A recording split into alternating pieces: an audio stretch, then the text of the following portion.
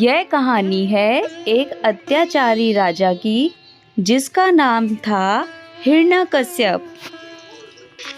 एक बार हिरण्यकश्यप की तपस्या से प्रसन्न होकर ब्रह्मा जी प्रकट हुए और उन्होंने हिरण्यकश्यप से पूछा, हे वत्स, मैं तुम्हारी तपस्या से प्रसन्न हुआ, तुम्हें जो वरदान चाहिए तुम मुझसे मांग सकते हो।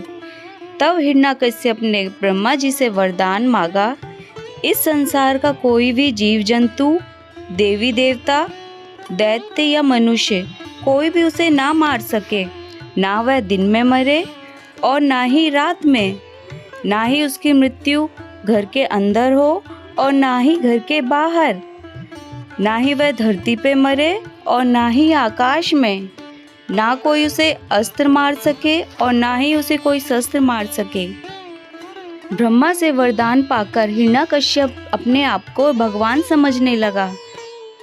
हिरण्यकश्यप ने अपने सैनिकों को आदेश दिया कि सभी नगरवासियों को यह आदेश दिया जाए, भगवान विष्णु की पूजा ना करें और उसकी पूजा करें।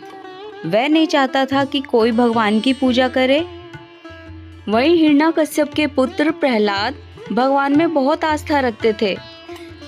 वे भगवान विष्णु के परम भक्त थे और विष्णु जी की भी उन पे असीम कृपा थी।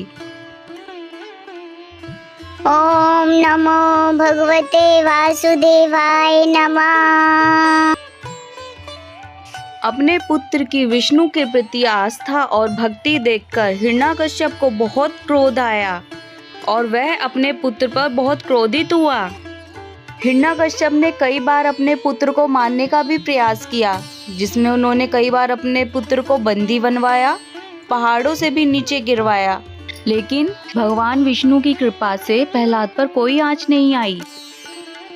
एक दिन हिरण्यकश्यप की बहन होलिका हिरण्यकश्यप के पास आई और उसने प्रहलाद को मारने का एक उपाय सुझाया। उसने बताया कि शिव शंकर के वरदान से उसे एक ऐसी चादर मिली है जिसे ओढ़कर अगर वह अग्नि पर बैठे तो अग्नि उसे नहीं जला पाएगी। उसने निर्णय लिया कि वह प्रहलाद को गोदी में लेकर एक जलती हुई चिता पर बैठेगी। होलिका प्रहलाद को लेकर जलती हुई चिता पर बैठ जाती है।